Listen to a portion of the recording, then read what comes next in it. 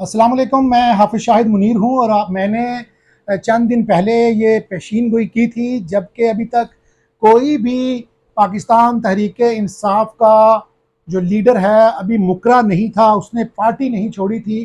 तो मैंने पहले ही इंकशाफ कर दिया था कि गुजरांवाला में 5 लोग जा रहे हैं। फिर मैंने अगले दिन बताया कि 7 लोग जा रहे हैं।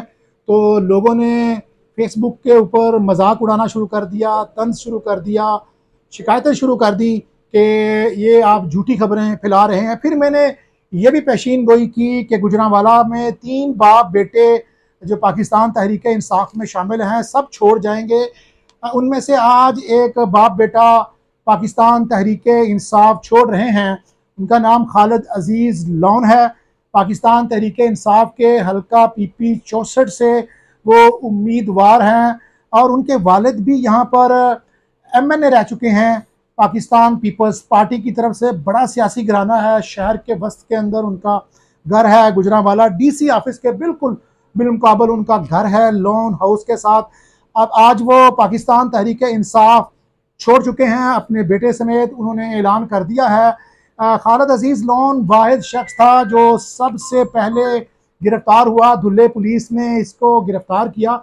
हमने ये भी खबर ब्रेक की कि उनको बाप बेटे दोनों को गिरफ्तार कर लिया गया है और उनको 3 MPO के तहत जो है उनको सेंट्रल जेल गुजरांवाला भेजा। और इनके घर में और गुजरांवाला की सेंट्रल जेल के अंदर जो फ़र्क है वो सिर्फ 30 मीटर का है। एक सड़क है या मार्केट है, उससे बाद इनका घर है, दो दरमियान में प्राइवेट हॉस्पिटल है। तो ये जेल के करीब ही रहते थे। ये वह सियासतदान थे जो पकड़े गए और मिनटों में जेल चले गए। आज उन्होंने पाकिस्तान तहरीक इंसाफ छोड़ दी है। इनका नाम दहशतगर्दी के मुकदमे में दर्ज था। सब्जी मंडी के इलाका में, सदर के इलाका में और सब्जी मंडी के इलाके में जो रैलियां हुई उनमें से एक मुकदमे में खालिद अजीज़ लॉन का नाम था। और ये इनके ऊपर यह भी इल्ज़ाम था कि ये गुजरांवाला कैंट तक भी गए हैं, लेकिन उस मुकदमे में इनका नाम नहीं आया क्योंकि ये इनका दावा था कि वो गए ही नहीं हैं। सबसे पहले इनको इसलिए चुना गया है कि ये पाकिस्तान तहरीक इंसाफ के सिटी सदर हैं और यहाँ पर उनको ऐसे हमीद जैसी कदावर शख्सियत के होते हुए, ऐसे हमीद 2010 में पाकिस्तान तहरीक इंसाफ में तब शामिल हुए। बड़ा ओहदा मुशीर थे उस वक्त पंजाब के वज़ीर आला के, और जो फूड स्टैम्प अथॉरिटी है उसके वो चेयरमैन थे। तो वो पाकिस्तान तहरीक, वो उस वक्त अपना इक़्तिदार का दिन छोड़ के, जबकि कौंसलर भी तहरीक इंसाफ में शामिल नहीं होते थे, उस वक्त ऐसे हमीद जो है वो पाकिस्तान तहरीक इंसाफ में शामिल हुए और उनको टिकट नहीं मिली। इस हल्के में एक और उम्मीदवार भी थे जिनका नाम कलीमुल्लाह खान है, जिनके ऊपर मुकदमा दर्ज है, बराह रास्त बाय नेम उनके ऊपर मुकदमा दर्ज है। गुजरांवाला कैंट रावली चौक के ऊपर जो पाकिस्तान आर्मी की जो चेक पोस्ट है उसके ऊपर हमला करने के वो नामजद मुलजमान हैं। तो बता मैं ये रहा था कि ये टिकट होल्डर हैं। बड़े बड़े नामों को मुस्तरद करके पाकिस्तान तहरीक इंसाफ ने उनको ये टिकट दी इस हल्के में लड़ने के लिए। बड़े लोगों को नाराज़ किया। सबसे पहले गुजरांवाला में पाकिस्तान तहरीक इंसाफ छोड़ने वाले वो बन गए हैं। मेरे ज़राए ये बता रहे हैं कि इनको इसलिए छोड़ा गया है कि ये जो पाकिस्तान तहरीक इंसाफ के दीगर जो टिकट होल्डर हैं वो मुख्तलिफ मुकदमों के खौफ से रूपोश हैं। यही वो वाहिद लीडर थे जो पकड़े गए। अभी तक कोई भी नामवर लीडर जो पाकिस्तान तहरीक इंसाफ के 14 यहाँ पर सूबाई हल्कों में जो जितने भी उम्मीदवार हैं, टिकट होल्डर हैं, उनमें से कोई एक भी अभी तक गिरफ्तार नहीं हुआ। ये वाहिद शख्स था जो सबसे पहले गिरफ्तार हुआ। और ये तहरीक इंसाफ इन्होंने इसलिए छोड़ी है, जो मैं बता रहा था बाज़ राय के हवाले से, इनके ज़रिए एक ऐसा फ़िल्टर लगेगा, ड्राई क्लीन लगेगा, जिसमें सारे धुलते जाएंगे।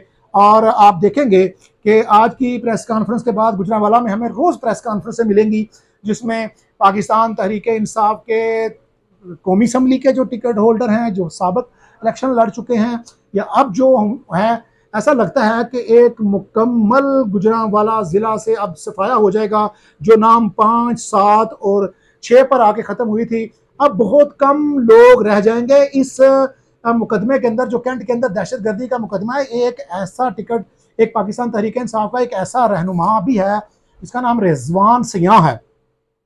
रिजवान सियाह एक ऐसा पाकिस्तान तहरीक इंसाफ का रहनुमा है जिसने पाकिस्तान तहरीक इंसाफ के साथ काम करने के लिए और इस हल्के से PP 61 से इलेक्शन लड़ने के लिए उन्होंने अपनी अमेरिकन नेशनलिटी छोड़ दी, बाय फोर्स छोड़ दी।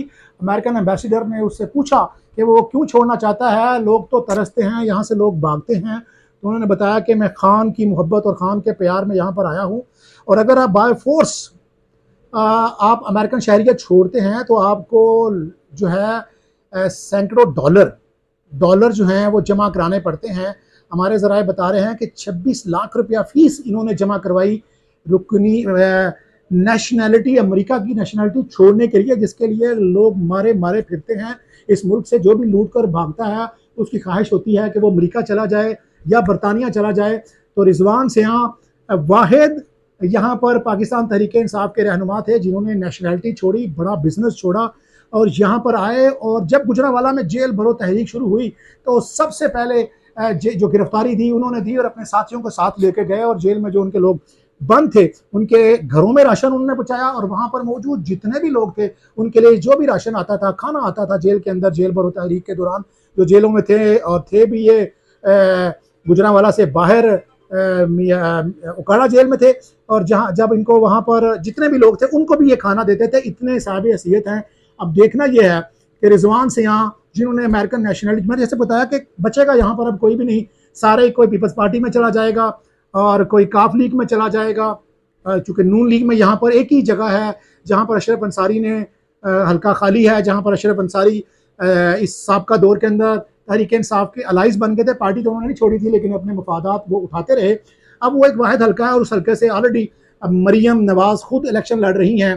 अब जैसा मैंने कहा कि आज खालिद अजीज लोन बेटे समेत शामिल हो चुका है। आने वाले आप दिनों में देखेंगे कि जो पेशीनगोई मैंने की थी 6, 7 और 5 की, वो बढ़ती बढ़ती 14 तक चली जाएगी, और जो कौमी असम्बली के 6 उम्मीदवार हैं वो भी पाकिस्तान तहरीक इंसाफ छोड़ देंगे। सिर्फ इनमें से सबसे मुश्किल जिस शख्स के लिए छोड़ना होगा वो रिजवान सियाह हैं, लेकिन चूंकि जितना खतरनाक मुकदमा उनके ऊपर दर्ज है, मिलिट्री सीक्रेट एक्ट के तहत उनके खिलाफ कार्रवाई होनी है, वो अभी तक गिरफ्तार नहीं हुए। चूँकि अमेरिकन ज़िंदगी गुजारी है, यहाँ पर भी वो बड़े मालदार हैं, तो खुशहाल शख्स के लिए बड़ा मुश्किल होता है कि वो जेल की ज़िंदगी गुजारे, डिटेंशन गुजारे, और ख़ास करके जब आप मिलिट्री एक्ट के तहत गिरफ्तार होते हैं तो आपको पता है कि इस केस में जब आपको सज़ा हो जाएगी, तो पहले ये कहा जाता था कि हाई कोर्ट में अपील होती है, सुप्रीम कोर्ट में अपील होती है, लेकिन ये जो मिलिट्री एक्ट लगाया गया है इसमें हमें बताया गया है कि इसकी जो अपील है वो चीफ ऑफ COS के पास होगी, चीफ ऑफ आर्मी स्टाफ के अलावा कोई अपील नहीं सुन सकेगा। लेकिन पाकिस्तान तहरीक इंसाफ के जो लोग गिरफ्तार हैं उनका मानना है कि इसके खिलाफ जो है वो अपील हाई कोर्ट में हो सकती है, सुप्रीम कोर्ट उसके बाद हो सकता है, अल्लाह इसमें बेहतर जानता है। लेकिन ज़्यादा इम्कानात ये हैं जो पाकिस्तान तहरीक इंसाफ के लोग जो गिरफ्तार होंगे गुजरांवाला कैंट के ऊपर हमले के अंदर, उनको यकीनन जो है मिलिट्री एक्ट के तहत कम अज़ कम सज़ा जो है उनको 10 साल मिलेगी, और इसमें चूँकि कत्ल की दफ़ात भी शामिल हैं, इसमें सज़ाए मौत भी हो सकती है। आने वाले दिनों में हम आपको बताएंगे, जो ही हमारे पास खबरें आती जाएंगी हम आपके साथ शेयर करते जाएंगे कि कल परसों से कौन कौन पाकिस्तान तहरीक इंसाफ छोड़ रहा है। आगे दोस्त बता रहे थे कि जब असद जैसे लोग छोड़ देते हैं, असद उमर जैसे लोग जब पार्टी छोड़ दें, फवाद चौधरी जो कल तक ये नारे लगा रहा था हम लेके रहेंगे आज़ादी, तेरा बाप भी देगा आज़ादी, और जब एक पुलिस वाला उनके सामने हाईकोर्ट के बाहर आया तो हमने उनको दौड़ लगाते देखा, भागते देखा। पता नहीं क्यों, चूँकि ये सारी उड़ान थी जो 2018 में उड़कर आके पाकिस्तान तहरीक इंसाफ के पिंजरे के ऊपर बैठे थे, और इनको सरकारी कबूतरबाजों ने इनको नीचे पकड़ के अंदर अपने पिंजरे में डाल लिया था। ज़ाहिर है जब आप इनकलाबी बनते हैं, आप हकीकी आज़ादी लेके चलते हैं, और आपके साथ इमरान खान साहब के साथ अगर इस तरह के लोग होंगे तो हकीकी आज़ादी नहीं, ये सारे वो लोग होते हैं जो, जैसे कि शेख रशीद कहता है कि दुनिया में सबसे ताकतवर जो रिश्ता होता है वो मफाद का रिश्ता होता है। तो सारे लोग ज़ाहिर है सियासत करना चाहते हैं और इक़्तिदार की सियासत करना चाहते हैं। इस वक्त 9 मई के बाद जो हालात हुए हैं वो इस कदर खौफनाक हैं कि आने वाले दिनों में ऐसे ही लगेगा जैसे इमरान खान अकेले ही रह जाएंगे, उनके साथ जितने भी जो लोग गिरफ्तार होते जाएंगे वो मुकरते जाएंगे। लेकिन इमरान खान ने भी कह दिया है कि वो कोई भी ना रहे, वो फिर भी जिसको टिकट देंगे वो जीत जाएगा। अब आने वाले दिनों में देखेंगे 2 जून तक तो इमरान खान साहब को भी तहफ़्फ़ुज़ है हाईकोर्ट की तरफ से, सुप्रीम कोर्ट की तरफ से जो कहा गया उस आर्डर के तहत। 2 जून के बाद देखेंगे अगर इमरान खान गिरफ्तार हो गए तो पाकिस्तान तहरीक इंसाफ जो है वो ऐसा लगता है बज़ाहिर 2, 3, 4 साल के लिए, हमेशा के लिए 2-4 साल के लिए ख़त्म हो जाएगी। फिर उसके बाद देखते हैं कि क्या हालात बनने जा रहे हैं। मुझे इजाज़त दीजिएगा, जो ही जो हालात गुजरांवाला में अपडेट्स होंगी हम आपको साथ साथ बताते जाएंगे कि कौन कौन पार्टी छोड़ रहा है और कौन कब छोड़ेगा।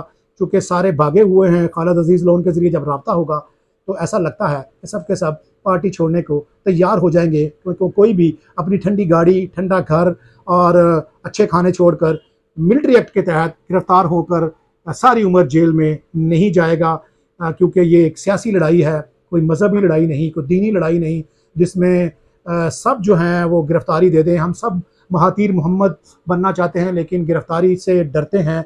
मुझे वो एक शेर याद आ गया कि इसके साथ मैं इख्तिताम करूंगा अपनी बातचीत का, फिर कल हाजिर होंगे, कि उसने कहा कि जी तो करता है कि शहीद हो जाऊं, जी तो करता है शहीद हो जाऊं, पर सुना है जालिम जान से मार देते हैं। जेल भरो तहरीक कर शुरू करने वाले अब जेल जाने से डर रहे हैं और उड़ने को तैयार हैं, पार्टी बदलने को तैयार हैं और हाथ जोड़ के कह रहे हैं कि उन्हें माफ़ी दी जाए। ये हैं हमारे वो हुक्मरान, जैसा कि मेरे नबी ने कहा, आमालुकुम उम्मालुकुम, जैसे तुम्हारे अमाल होंगे वैसे तुम्हारे हुक्मरान होंगे।